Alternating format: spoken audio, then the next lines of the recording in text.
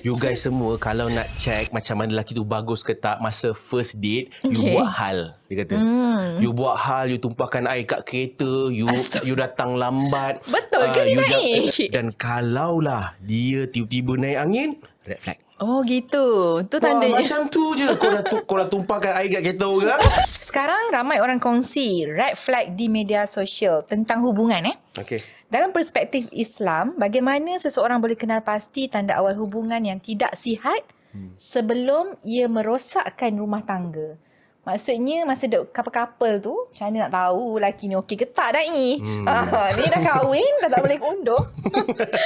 Jadi itulah mungkin ramai-ramai yang nak cari jodoh ni kan. Jadi kita nak tahu macam mana tanda red flag seorang lelaki tu. Saya ni kadang-kadang saya geram juga konten-konten Gen Z kan. Sebab kadang-kadang dia punya konten tu pun saya rasa macam nak komen je, tapi saya fikir aku ni dah lah banyak dosa, tambah dosa aku lagi kan. Antaranya Gen Z ni dia create sendiri je red flag. Contoh kan doktor saya share kan, mungkin doktor tak sempat lah sebab doktor sibuk dengan gigi orang kan. Antara satu video yang saya nampak, saya macam geram gila sebab dia kata, okay, you guys semua ni perempuan. Okay, perempuan lagi. You guys semua kalau nak check macam mana lelaki tu bagus ke tak masa first date, you buat hal. Dia kata. You buat hal, you tumpahkan air kat kereta, you datang lambat. Betul ke dia naik? Jangan reka cerita ya. Ya. You kena buat hal, you kena buat perangai, you kena macam buatkan dia marah. Okay. Dan kalaulah dia tiba-tiba naik angin, red flag. Oh gitu. Tu tandanya. Macam tu je. Kau dah tumpahkan air kat kereta orang. Kan? Dan Jangan marah. Emotional. Dan kalau lelaki tu boleh bersabar, boleh relax, tak apa. I belikan air yang baru untuk you. I bersihkan kereta I ni untuk you. It's okay. You relax, you tenang. Nasib baik beli air yang baru. Kalau beli kereta baru. Kereta baru makan modal kan. Kalau itulah lelaki tu buat, he's the one. Okay. Saya tengok alah macam tu je ke kau nak nilai orang. Sebab apa? Sebab lelaki ni ataupun sebelum kahwin ni pasangan dia boleh berlakon. Tak apa, benda jadi sekali.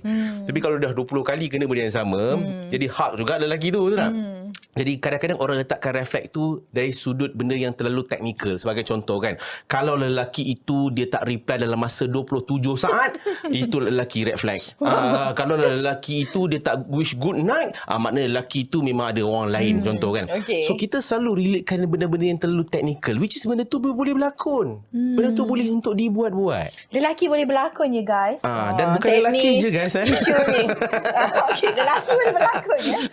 Lelaki boleh berlakon, dia boleh berlakon. Orang belum kahwin, belum, macam tu lah cerita dia. Jadi macam mana dari perspektif agama untuk kita nak melihat seorang tu sesuai ataupun tidak, ready ataupun tidak untuk kita jadikan pasangan hidup. Sebab soalan tadi tu daripada wanita kepada lelaki. Kan kalau soalan tu daripada lelaki kepada wanita, lain pula saya jawapan. Lain sesi. Jangan buat sekarang panjang cerita dia kan. Okey, jadi antara perkara yang agama ajar kita adalah dengan kita melihat beberapa perkara. Pertama, hubungan dia dengan Allah. Salah satunya adalah lihat bagaimana dia jaga ibadah solat dia. Bukan hanya dengan kita. Salah satu yang kita boleh buat adalah kita boleh jumpa kawan-kawan dia. Kita tanya kawan-kawan dia. Sebab mungkin dengan kita, ini dah Zuhur dah ni. Padahal baru pukul 10.30. Ini kita kena buat persiapan Zuhur ni kan. 10.30 duha dulu. Duha dulu. Jom kita ni berjemaah duha kan. Imam ni kat masjid negeri contoh kan. Jadi dia boleh berlakon. Tapi kita boleh tanya dengan ahli keluarga dia. Kita boleh tanya dengan kawan-kawan baik dia, circle dia. Macam mana salat dia, macam mana ibadahnya.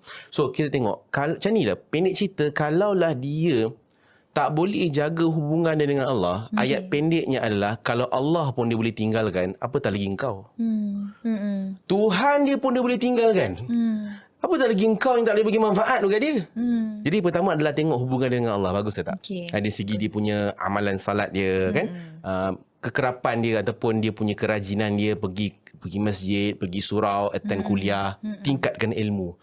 Sebab itu cara bagaimana dia baiki hubungan dengan Allah. Okey, yang kedua, tengok hubungan dia, akhlak dia dengan mak ayah dia. Dengan adik-beradik dia. Dan kalaulah contoh kan, dia kata, I sebenarnya, I dah tinggalkan keluarga I untuk you. Kalau dengar benda tu, tinggalkan dia. Biar semua tinggalkan dia. Kenapa? Tu red flag tu. Sebab keluarga tu, Allah sebut dalam Quran, Ya ayyuhallazina amanu, wahai orang-orang yang beriman, Ku anfusakum wa ahlikum nara. Selamatkanlah diri kamu dan ahli keluarga kamu daripada menjadi bahan bakar api neraka. Maknanya keluarga ni tingkatan tinggi tau selepas diri ni. Dan kalaulah dengan keluarga pun dia tak boleh berbuat baik. Kau gaduh dengan mak, kau isu dengan Kak Long, kau bergaduh dengan ayah, kau red flag dengan adik-beradik kau. Kalau dengan keluarga pun kau tak selesai, ini nak cerita keluarga baru ke?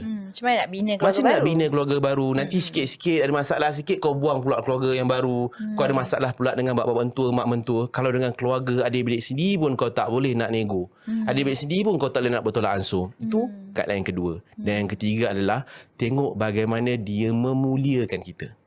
Memuliakan kita itu tidak semestinya mesti kena beli jam yang mahal kat kita.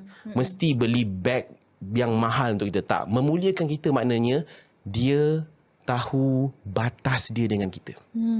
Contoh kan, sepanjang berkawan kan, dia tak pernah sentuh kita. Itu tanda dia telah muliakan kita. Santuni. Santuni dia hormat masa kita. Malam ni tak boleh.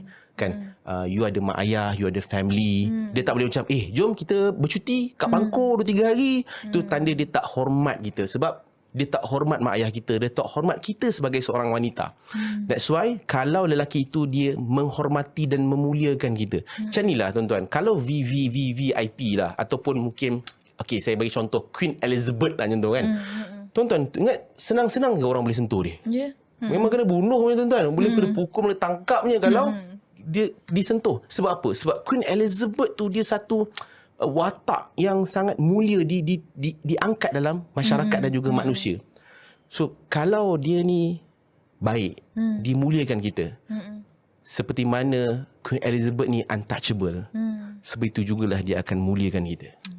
Okay. Jadi ini 3 guideline. Yang pasal kau tumpahkan air kat kereta pun semua, lupakan je lah. Kan? Itu antaranya lah guideline. Sebab orang nampak teknikal je Da'i kan. Betul. Okay, so tu nasihat Da'i kepada perempuan lah. Dan juga saya tambah Da'i Okay. untuk dapat seorang lelaki macam tu, wanita tu sendiri kena letakkan diri dia macam Queen Elizabeth tadi lah. Kalau kita pun dalam level yang macam seka-seka ke sana ke sini, kita akan jumpa lelaki macam tu. Tu ada tips daripada Dr. Anis. Okay? Macam mana nak cari lelaki yang masih tak kahwin lah.